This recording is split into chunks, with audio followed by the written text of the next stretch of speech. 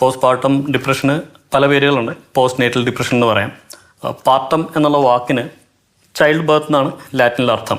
അപ്പോൾ പ്രസവാനന്തരം സംഭവിക്കുന്ന മാനസികമായിട്ടുള്ളൊരു വിഷാദമാണ് ഇന്നത്തെ വിഷയം.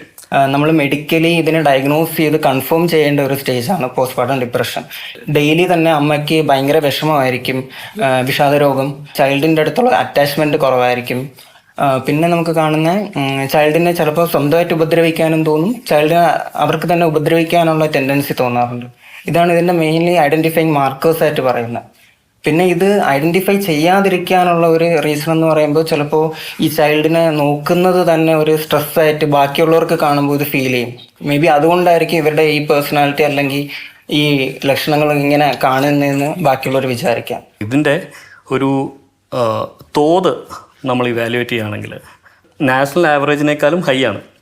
National average 22